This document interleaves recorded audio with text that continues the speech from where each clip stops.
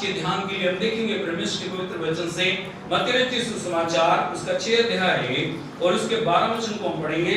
और यहाँ पे इस प्रकार से लिखा है, और जिस प्रकार हमने अपने अपराधियों को क्षमा किया है वैसे ही तू भी हमारे अपराधों को क्षमा कर। यहाँ पे यीशु मसीह सिखा रहे हैं शिष्यों को, विश्वासियों को, उसके बुलाए और चुने हुए लोगों को प्रार्थना के बारे में। और प्रार्थना का अगला स्तर क्या है? हमारे अपराधों को क्षमा कर जैसे हम भी अपने अपराधियों को क्षमा करते हैं। बोलो, अपराधों को क्षमा कर जैसे हम भी अपने अपराधियों को क्षमा करते हैं। भाई बहनों, में समझने की जरूरत है, 3 तरह से हम अपराध के अंदर चले जाते हैं। सबसे पहले परमेश्वर के प्रति अपराध, नंबर 2 मनुष्य के प्रति अपराध, नंबर 3 ना क्षमा करने का अपराध। बोलो, परमेश्वर के प्रति अपराध, मनुष्य के प्रति अपराध, ना क्षमा करने वाला अपराध, जिसको हम बहुत बार हम क्षमा करते नहीं है। हमें पता है कि हमारी जिंदगी के अंदर किसी ने आके हमारे से क्षमा मांगी, लेकिन हम ऊपर से कह लेते हैं, लेकिन मन से हम क्षमा नहीं करते। 3 तरह के अपराधों के बारे में जो प्रभु का वचन हमें सिखाता है, और आज प्रभु के वचन से हम सीखेंगे। सबसे पहले हमें जानने की जरूरत है अपराध क्या है।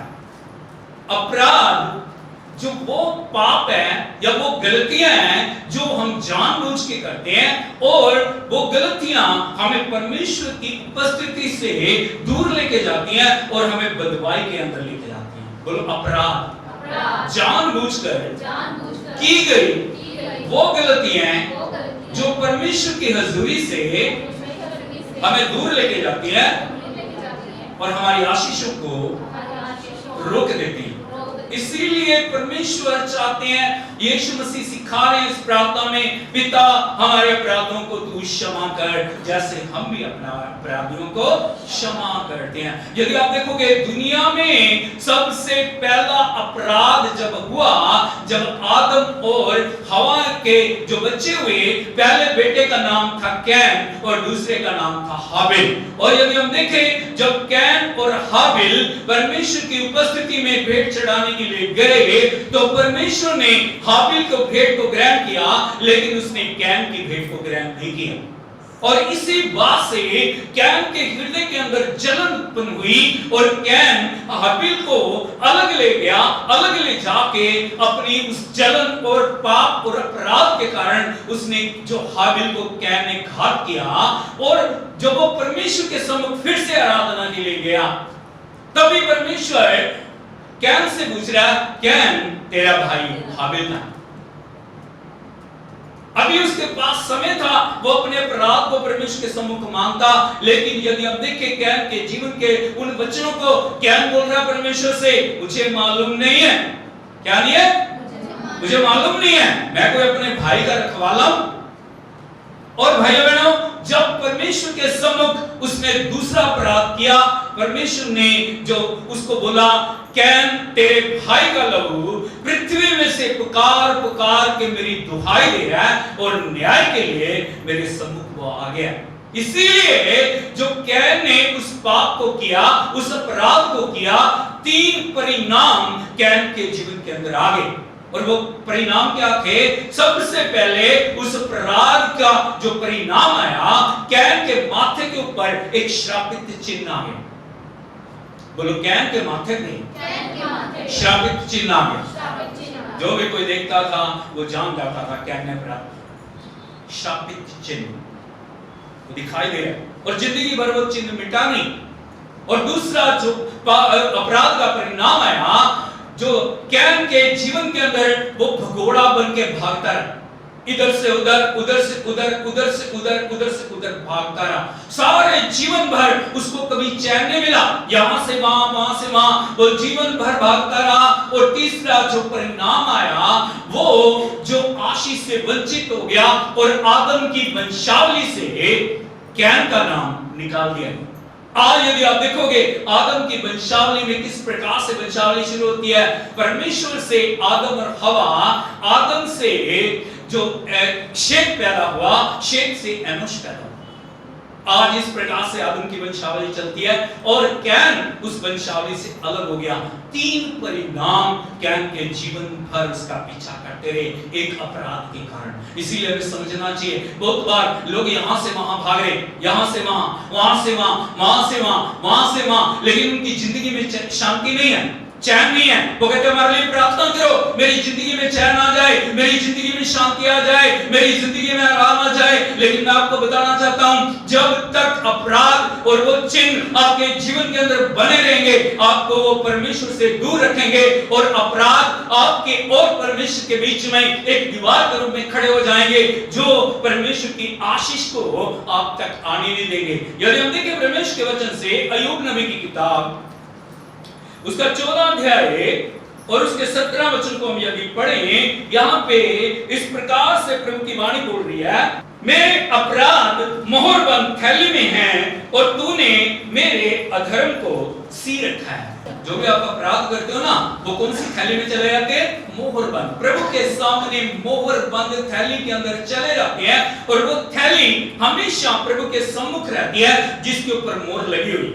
बोलो, जिसके ऊपर मोहर लगी हुई। कैन के ऊपर एक मोहर लगी, मतलब वो चिन्ह था, जो भी उसे देखता था वो जान जाता था ये श्रापित है, ये प्रभु की आशीष से अलग किया हुआ है, क्योंकि इसने अपराध किया, इसने अपने भाई को घात किया। और इसी प्रकार से यहाँ पे प्रभु का वचन में बता रहा है, मेरे अपराध मोहरबंद थैली में। कौन सी थैली में? कौन सी थैली में? और तूने, यहाँ पे लिखा है, मेरे अधर्म को सी रखा है। क्या रखा है? सी रखा है। भाई बहनों, आपके अधर्म और पाप प्रभु के सम्मुख रहते हैं, जो चिल्ला चिल्ला के दुहाई दे रहे हैं, ये व्यक्ति, ये बेटा, ये बेटी, ये भाई, ये बहन आशीष पाने के लिए योग्य नहीं है। और जब भी प्रभु आशीष देना चाह रहा है, हम पाना चाह रहे हैं, लेकिन वो अपराध हमारे बीच में आके, हमारे जो दीवार की तरह हमारे बीच में रुकावट डाल के हमें परमेश्वर की आशीष से वंचित रखना चाह रहे हैं। इसीलिए हमें अपराध की गंभीरता को समझना, हमें अपराध की गहराइयों को समझना। जब तक अपराध हमारी जिंदगी में बने रहेंगे, वो मोहरबंद थैली के समान प्रभु के सम्मुख रहेंगे, हमारी जिंदगी के अंदर हम आशीषों को प्राप्त नहीं कर पाएंगे। Hallelujah, hallelujah, hallelujah. इसलिए मैं आपको बताना चाहता हूं, मैं आपको आगे लेके जाना चाह रहा हूं। कई बार हम सोचते हैं मैंने कोई अपराध नहीं किया। बहुत सारे लोगों से जब मैंने बातचीत की, वो बोलते हमने कोई पाप नहीं किया, हमारे अंदर कोई गलती नहीं है, हम तो बिल्कुल सही हैं, हम कभी किसी का बुरा नहीं कर रहे, हमने कभी भी किसी को जो घात नहीं किया, हमने किसी के लिए भी कोई बुरा किया नहीं। लेकिन मैं आपको बताना चाहता हूं, अंदर ही अंदर, मुंह के द्वारा, सोचने के द्वारा और जो जीवन के द्वारा हम बहुत ऐसे अपराध कर रहे हैं, जो परमेश्वर के सम्मुख मोहरबंद थैली के अंदर चले जाते हैं। एक वचन यदि आप और लिखोगे, भजन संहिता भजन 59 और उसके 12 वचन को यदि हम पढ़ें, वह अपने मुंह के पाप और होठों के वचन और शाप देने और झूठ बोलने के कारण अभिमान में फंसे हुए पकड़े जाएं। 4 महत्वपूर्ण बातें यहाँ पे लिखी गई हैं। यहाँ पे मेरे पीछे बोलिए, वह अपने मुंह के पाप। कौन से पाप? कौन से पाप? और होठों के वचन, बोलिए होठों के वचन और शाप देने और झूठ बोलने के कारण अभिमान में फंसे हुए पकड़े जाएं। बहुत बार हम पकड़े जा रहे हैं, बहुत बार रुकावट आ रही है, और वो रुकावट कहां से आ रही है? मुंह के पाप के द्वारा। किसके द्वारा आ रही है? यदि आज आप देखोगे हर व्यक्ति को कुछ भी जो उसके मन में आ रहा है वो बोल, क्योंकि बोलने की आजादी है, प्रभु ने आजादी दी है।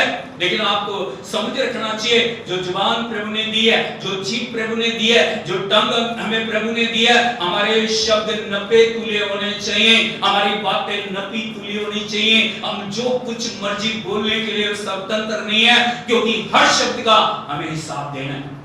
बहुत बार हम मजाक के अंदर उन बातों को लेके जाते हैं, बहुत बार हम अपने मन के द्वारा बोले जा रहे हैं, लेकिन आपको पता है आपके शब्दों को हमेशा शैतान पकड़ने के लिए तैयार रहता है, और उन्हीं शब्दों को लेके वो प्रभु के समक्ष जाता है, उन्हीं शब्दों के द्वारा वो आपके जीवन के ऊपर दोष को लगाता है। इसीलिए प्रभु का वचन कह रहा है, वह अपने मुंह के पाप, किसके द्वारा? मुंह से पाप कर रहे हैं, क्या कर रहे हैं? मुंह से पाप कर रहे हैं और होठों के वचन, बोलो होठों के वचन। हमारे वचन जो है हमें सोच समझ के बोलना चाहिए। हम क्या बोल रहे हैं, हम किसको बोल रहे हैं, हम किसके प्रति बोल रहे हैं, हमें बोलना चाहिए या नहीं, वो शब्द मेरे लिए क्या लेके आएंगे और उसके द्वारा मेरे जीवन में क्या हो जाएगा, हमें इस बात की गहराई तक जाने की जरूरत है। बहुत बार हम बोल रहे हैं, बोलते चले जा रहे हैं, लेकिन आपको पता होना चाहिए वो शब्द, वो बातें आपके लिए न्याय को लेके आएंगी। और प्रभु का वचन हमें आगे बता रहा है शाप देने, क्या देने, शाप देने और झूठ बोलने के कारण हम शाप दे रहे हैं। अब ऊपर से दिखाई दे रहे हैं कि हम बहुत धार्मिक व्यक्ति हैं, बड़ी आराधना करते हैं, बड़ी स्तुति करते हैं, बड़ी प्रशंसा करते हैं, लेकिन हमारे मन के अंदर बहुत समय हम श्राप दे रहे हैं।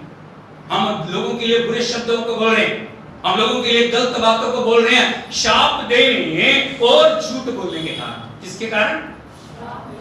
और झूठ बोलने के कारण हम अपराध कर रहे हैं। अपराध सब कुछ प्रभु की हजूरी में, इसीलिए हमें समझने की जरूरत है। और झूठ बोलने और शाप देने के कारण अभिमान में फंसे हुए पकड़े जाते, ये बातें पकड़े में आती हैं। जब प्रभु की हजूरी में, जब सम्मुख में जाती हैं, जब उसकी उपस्थिति में जाती हैं, वो आपकी शांति और आनंद को चुरा लेती हैं। बहुत बार हम ऊपर से बहुत ऐसे दिखाई दे रहे हैं जैसे हमारे जैसा कोई व्यक्ति नहीं है, लेकिन कई बार क्या होता है, हमारी जो वचन है, हमारी जो बातें हैं, हमारा जो बोलचाल है, वो किस तरह से होता है। हम देखने में बहुत अच्छे दिखाई दे सकते हैं, लेकिन किस प्रकार से हम बोल रहे हैं। भाई बहनों, थोड़ा और आगे लेके जाता हूं मैं आपको। यदि आप पढ़ोगे भजन 55 उसके 21 वचन को यदि आप पढ़ोगे, उसके मुंह की बातें तो मक्खन की सी चिकनी थी। बोलो उसके मुंह की बातें कैसी थी? मक्खन की सी। आप विश्वासी करते हैं? Hallelujah, praise the Lord sister, praise the Lord brother. लेकिन अंदर में क्या है? अंदर क्या बातें क्या है? मक्खन सी चिकनी, पूरी मक्खन लगा रहे हैं, दिखा रहे हैं वो बड़ा आदर है, बड़ा प्यार है, मेरे से बढ़ के तुम्हें प्यार करने वाला कोई नहीं है, मेरे से बढ़ के तुम्हारा आदर करने वाला कोई नहीं है। लेकिन अंदर क्या है? यहां पे लिखा है प्रभु के वचन में, उसके मन में लड़ाई की बातें थी और उसके वचन तेल से अधिक नरम तो थे, परंतु नंगी तलवारें थी। और उसके वचन तेल से अधिक नरम थे। हम सोचते हैं मेरे से, जो इससे बढ़ के मेरा कोई शुभचिंतक नहीं, इससे बढ़ के मुझे प्यार करने वाला कोई, इससे बढ़ के मेरा आदर करने वाला कोई नहीं है। लेकिन यदि मन के वचनों को देखोगे ना, क्या वो नंगी तलवारें, क्या वो क्या वो तलवार किस लिए होती है? नाश करने। ऐसी ऐसी बातें मन के अंदर है, ऐसी ऐसी बुराइयां मन के अंदर है, ऐसी ऐसी दुष्टता मन के अंदर है, ऐसी ऐसी जो बुराइयां मन के अंदर है। ये बंदा, ये इंसान, या वो भाई, वो मेरे से कैसे आगे बढ़ गया, उसको आशीष कैसे मिल गई, वो कैसे जीवन के अंदर तरक्की कर गया, उसके जीवन के अंदर वो छुटकारा कैसे पा लिया, उसने वो तरक्की कैसे पाई, वो तरक्की मुझे मिलनी चाहिए थी, वो आशीष मुझे मिलनी चाहिए थी, वो मेरे से बढ़ के क्यों आगे चला गया। हमारे मन के अंदर वो लड़ाई की बातें हैं, हमारे मन के अंदर वो बुराई की बातें हैं, मन के अंदर वो दुष्टता की बातें हैं। वचन तेल से अधिक नम्र हो सकते हैं, लेकिन अंदर जो है ना, वो सब कुछ ठीक नहीं है। परमेश्वर कभी बाहर के रूप को देखता नहीं है, परमेश्वर हमेशा अंदर के रूप को देखता है। आप अंदर से कैसे, आपके अंदर क्या है जो आप वास्तव में बोल रहे हो। हर इंसान के हमेशा दो रूप होते हैं, बाहर से वो कुछ है, अंदर से वो कुछ है। देखने वाला रूप कुछ और है, जीने वाला रूप कुछ और है, बोलने वाला रूप कुछ और है, अंदर से सोचने वाला रूप कुछ और है।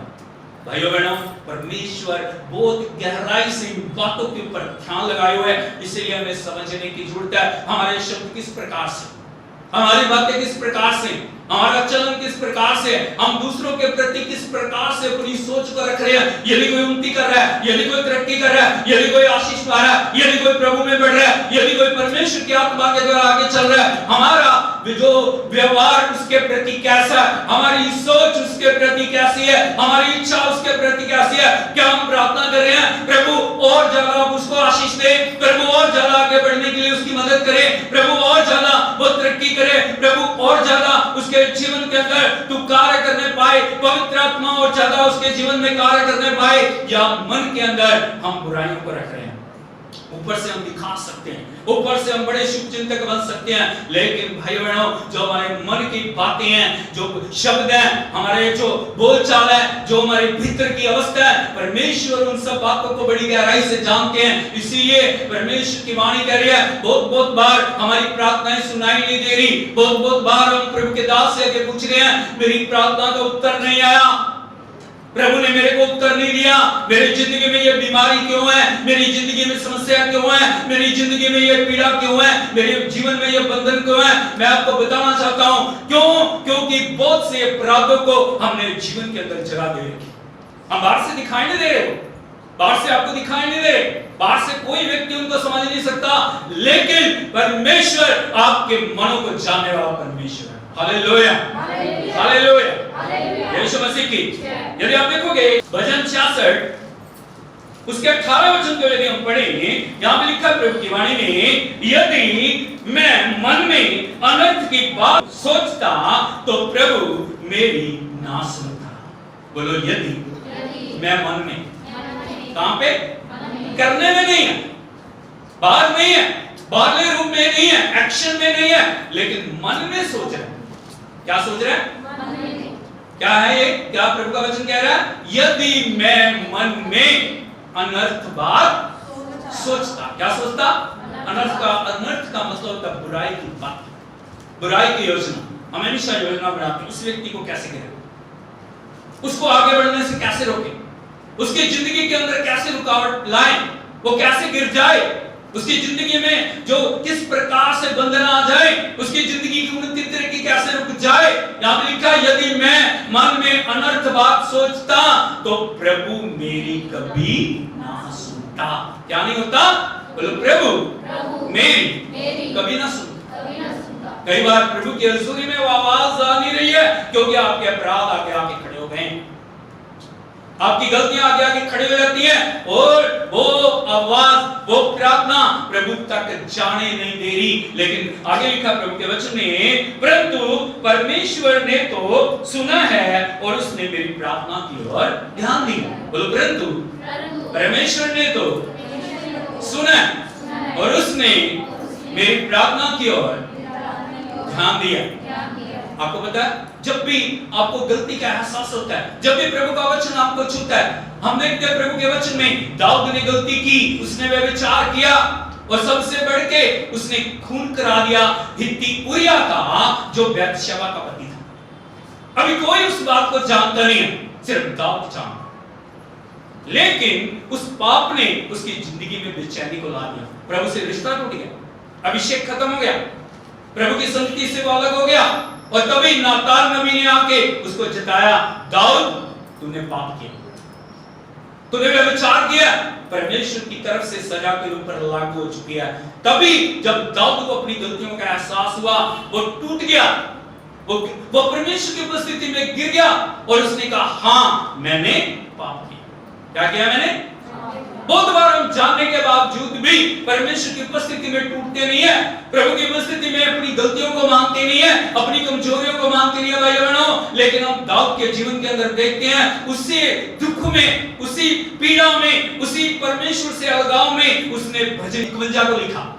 उस भजन को, और उसके पहले वचन के अंदर वो बोल रहा है, भजन 51 उसके पहले वचन में लिखा है, हे परमेश्वर अपनी करुणा के अनुसार मुझ पर अनुग्रह कर, अपनी बड़ी दया के अनुसार मेरे अपराधों को मिटा दे। यहां पे वो परमेश्वर को याद दिला रहा है, प्रभु तो करुणामय परमेश्वर, प्रभु तो दयालु परमेश्वर, और इसीलिए प्रभु अपनी करुणा के अनुसार मुझ पे क्या कर, तू अनुग्रह कर, और अपनी बड़ी दया के अनुसार मेरे अपराधों को मिटा दे। और यदि हम देखते हैं, जब दाऊद ने कन्फेस किया, जब दाऊद परमेश्वर के आगे टूट गया, जब दाऊद प्रभु के आगे दीन बना, उसने अपनी गलतियों को माना, हाँ मैंने अपराध किया, मैंने प्रभु की आज्ञा को तोड़ा, मैंने जानबूझकर, मैंने सोच समझ के उस गलती को किया, और उस उस गलती के द्वारा मेरे जीवन के अंदर जो परमेश्वर से मेरा संबंध अलग हो गया, अभिषेक मेरी जिंदगी से चला गया, अभिषेक मुझे छोड़ के चला गया, पवित्र आत्मा मुझसे चला गया। यदि इस वचन को आप गहराई से आगे पढ़ोगे, वहां पे वो पवित्र आत्मा के अलग होने के बारे में भी बात को बोल रहा है, और किस प्रकार वो कह रहा है, प्रभु मैं तेरे सामने टूट गया, मैं तेरे सामने अपनी गलतियों को मान रहा हूं, मैं अपनी कमजोरियों को मान रहा हूं। प्रभु मेरी गलतियों को, मेरे अपराधों को तू क्षमा कर। भाई बहनों, जब भी प्रभु का आत्मा हमारे जीवन के अंदर हमें कायल करता है उन अपराधों के प्रति, उन गलतियों के प्रति, यदि हम अपने अपराधों के प्रति गंभीर हैं, चाहे सोच के द्वारा, चाहे इच्छा के द्वारा, चाहे मन के द्वारा, जब भी हम अपने पापों को जानते हैं और मानते हैं और पश्चाताप करते हैं, परमेश्वर हमारे पापों को क्षमा करने वाला परमेश्वर है। हालेलुया। इसीलिए यीशु मसीह सिखा रहे हैं, हमारे अपराधों को तू क्षमा कर, जैसे हम भी अपने अपराधियों को क्षमा करते हैं। आपको समझना चाहिए, प्रभु की वाणी बार-बार हमें सिखाती है, पश्चाताप के बारे में बोलती है, अपराधों को जीवन से दूर करने के बारे में बोलती है। एक और वचन यदि आप देखोगे, इफिसियों की पत्री 4 अध्याय उसका 32 वचन, यहाँ पे इस प्रकार से प्रभु का वचन बता रहा है, एक दूसरे पर कृपालु और करुणामय हो, और जैसे परमेश्वर ने मसीह में तुम्हारे अपराध क्षमा किए, वैसे ही तुम भी एक दूसरे के अपराध क्षमा करो। बोलो एक दूसरे के प्रति क्या बनो? सबसे पहले कृपालु और करुणामय। बोलो कृपालु और करुणामय। अब क्या प्रभु का वचन क्या बता रहा है? एक दूसरे के प्रति। किसके प्रति? हम एक दुनिया में रह रहे हैं, हम एक समाज में रह रहे हैं, हम एक परिवार में रह रहे हैं। यदि आप देखोगे एक परिवार के अंदर यदि छोटा मनमुटाव होता है ना, अपराध हो जाता है, कितने महीनों तक एक दूसरे से बात नहीं करें और वो प्रार्थना करें, रब की होवे सनागारी। क्या रब की सना हो रही है? हो रही है? नहीं, रब की सना कोई नहीं है, वो आप अपने आप को धोखा दे रहे हो। लेकिन प्रभु का वचन में बता रहा है, एक दूसरे पर कृपालु और करुणा में बनो। बोलो कृपालु और करुणा में बनो, जैसे परमेश्वर ने मसीह में होकर तुम्हारे अपराध क्षमा किए। कैसे परमेश्वर ने हमारे लिए क्षमा दी? यीशु मसीह को इस दुनिया में भेजा, उसमें होकर, किसमें होकर? मसीह में होकर परमेश्वर ने हमारे अपराधों को क्षमा किया। क्या किया? क्षमा किया। हम योग्य नहीं थे, हम प्रभु के योग्य नहीं थे, हम प्रभु की संगति में योग्य नहीं थे, लेकिन यीशु मसीह के द्वारा परमेश्वर ने हमारे अपराधों को क्या किया? क्षमा किया। इसीलिए परमेश्वर चाहता है हमें भी परमेश्वर के उस बड़ी आत्मा के द्वारा एक दूसरे को क्षमा करने की जरूरत। और जब तक हम मसीह के प्यार को नहीं समझेंगे, हम प्रभु की दया को नहीं समझेंगे, उसने मेरे लिए क्या किया, आप जानते हो मसीह ने आपके लिए क्या किया, क्या कुछ कर दिया उसने, कैसे आपके अपराधों को क्षमा किया, कैसे आपके जीवन के अंदर उस आशीष को लेके आया। एक वचन और लिखे, यशायाह नबी की किताब उसका 53 अध्याय उसके 5 वचन को यदि हम पढ़ें, परंतु वह हमारे ही अपराधों के कारण घायल किया गया। बोलो परंतु वो मेरे अपराधों के कारण घायल किया गया। कैसे उसने अपराध क्षमा किए? वो मेरे अपराधों के कारण घायल किया गया। घायल का मतलब होता है उसके शरीर को कोड़ों से छलनी कर दिया गया, उसके सिर को कांटों के मुकुट से छलनी कर दिया गया, उसके हाथों पैरों को कीलों के द्वारा छलनी कर दिया गया, उसके लहू की हर एक बूंद हमारे अपराध और पापों के छुटकारे के लिए बहाई गई। इसीलिए हमें समझने की जरूरत है, वो घायल किया गया, वो सताया गया, वो तोड़ा गया, उसने अपने आप को हमारे छुटकारे के लिए दे दिया। और प्रभु का वचन हमें बता रहा है, वो हमारे अधर्म के कामों के हेतु कुचला गया। बोलो अधर्म के कामों के हेतु। कौन से काम? जो प्रभु के आगे उस थैली के अंदर उन अधर्म के कामों के हेतु क्या किया गया? कुचला गया। क्या किया गया? ताकि वो अधर्म के काम मिट जाए, ताकि वो जो मोर लगी हुई थैली है उसमें से सारे आपके अधर्म और अपराध क्षमा हो जाएं। इसीलिए वो अधर्म के कामों के हेतु क्या किया गया, कुचला गया। और प्रभु के वचन के अंदर लिखा है हमारी ही शांति के लिए उस पर ताड़ना पड़ी। क्या पड़ी? बोलो ताड़ना पड़ी। लोग उसको ताड़ने नहीं, लोग उसको लज्जित करें। पुराने नियम के अंदर व्यवस्था थी, जो भी पाप करता था उसको ले जाके अलग जगह में उसको पत्थरवा करते थे, उसकी गलतियां बताते हुए उसको पत्थर मारे जा रहे थे। तूने पाप किया है, तूने पाप किया, तू पापी है, तू पापी है, तू पापी है। जो जैसा पाप था उसी प्रकार से उसके लिए सजा निर्धारित थी। लेकिन आपके और मेरे अधर्मों से छुड़ाने के लिए, आपके और मेरे अपराधों के कारण छुड़ाने के लिए यीशु मसीह के ऊपर क्या पड़ी? ताड़ना पड़ी। आप वैसे आजाद नहीं होगे, आपको ऐसे अपराध क्षमा नहीं होंगे, लेकिन उसने हमारे लिए अद्भुत किया। और प्रभु के वचन में आगे लिखा है हमारी ही शांति के लिए उस पर ताड़ना पड़ी कि उसके कोड़े खाने से हम चंगे हो जाएं। क्या हो जाए? उसके कोड़े खाने से हम क्या हो जाए? चंगे हो जाए। इसलिए हमें समझने की जरूरत है प्रभु ने जो मेरे लिए किया वो भी करने के लिए परमेश्वर मेरे जीवन के अंदर भी वो आज्ञा दे रहा है हमें एक दूसरे के प्रति क्या बनना? कृपालु और करुणामय बनना। और जैसे मसीह ने मेरे अपराधों को क्षमा किया वैसे मुझे भी दूसरों के अपराधों को क्या करना है? क्षमा करना है। और आगे लिखा प्रभु के वचन में तुम भी एक दूसरे के अपराधों को क्या करो? क्षमा करो। क्या करो जी? क्षमा करो। और जब हम अपराधों को क्षमा करें, जब हम गलती को, कोई भी हमारे पास आके मानता है मैंने आपके प्रति गलती की, मैंने पाप किया, मैंने अपराध किया, मैंने आपके दिल को तोड़ा, मेरी वजह से आपको लज्जित और अपमानित होना पड़ा है। और हमारा फर्ज बनता है, प्रभु हमें सिखा रहे हैं हमें दूसरों के अपराधों को क्या करना? क्षमा करना। तभी जब हम प्रभु की उपस्थिति में जाएंगे और परमेश्वर से हम अपने अपराधों के लिए क्षमा मांगते हैं, अपनी गलतियों के लिए क्षमा मांगते हैं। कई बार हम अपनी कमियों को क्षमा कराना चाह रहे हैं, अपनी गलतियों को क्षमा कराना चाह रहे हैं, लेकिन जो हमने किया है, जो हमारे प्रति किए हुए अपराध हैं, उनको हम क्षमा करना नहीं चाहते। हम दीवारों को बना के रखना चाहते हैं, हम उन गलतियों को बना के रखना चाह रहे हैं। लेकिन आज प्रभु का वचन हमें सिखा रहा है, आज प्रभु का वचन हमें बता रहा है यदि हमारे को क्षमा पानी है तो हमें क्षमा करना बहुत जरूरी। यदि हमारे जीवन के अंदर छुटकारा आना है, यदि हमारे जीवन के अंदर बहाली आनी है, यदि हमारे जीवनों के अंदर हमें आशीष और प्रभु की आत्मा में बढ़ना है, हमें अपराधों से क्या पाना? क्षमा पानी है और क्षमा करना है। बोलो क्षमा पानी है और क्षमा करना।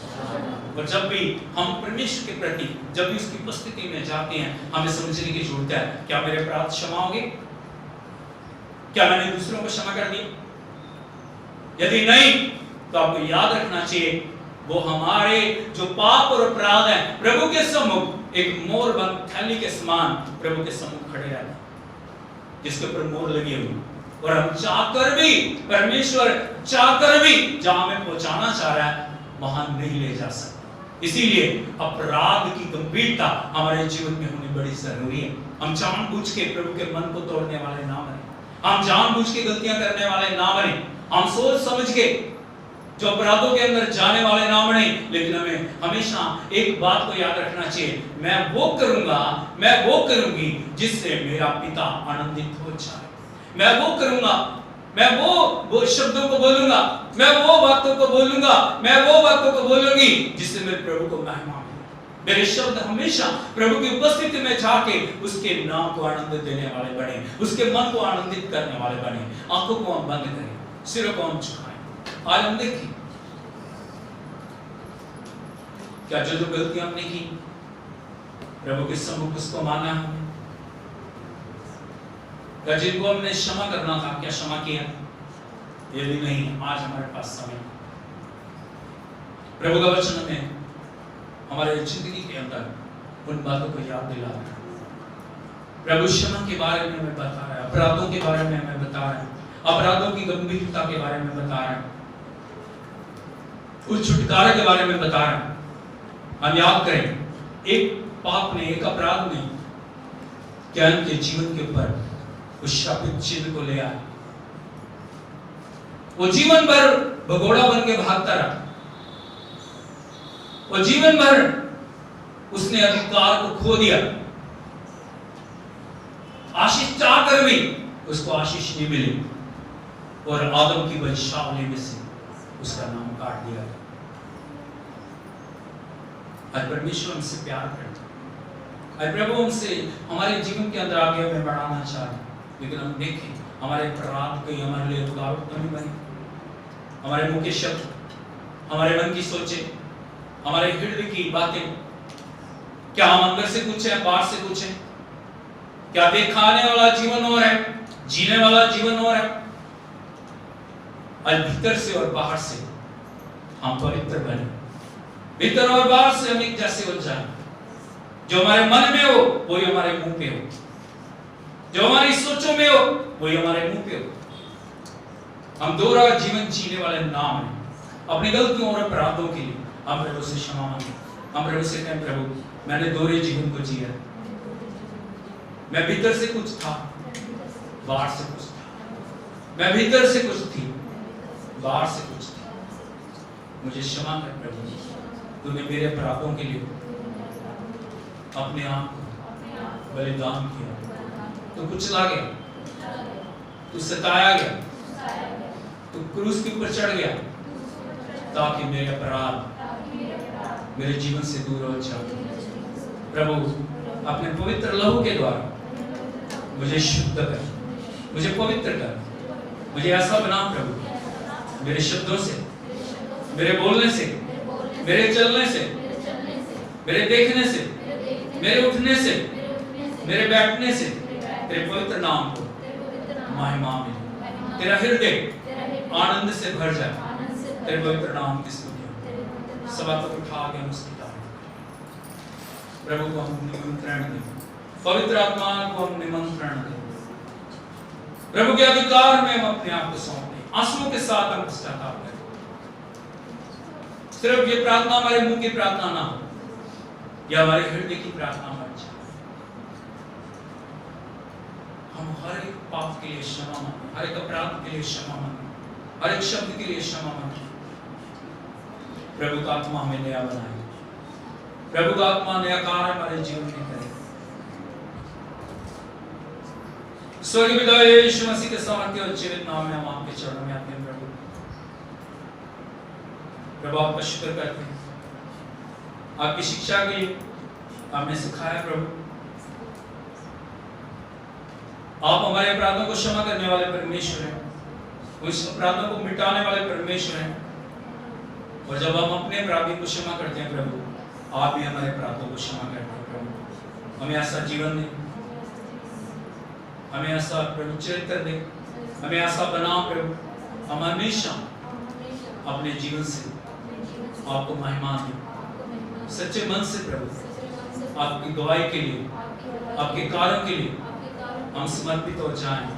हमारा हर शब्द, हमारा हर बोलचाल आपके पवित्र आत्मा की ओर से, पवित्र आत्मा पूर्ण रीति से हम पर अधिकार ले, अपनी भरपूरी में हमें चला प्रभु।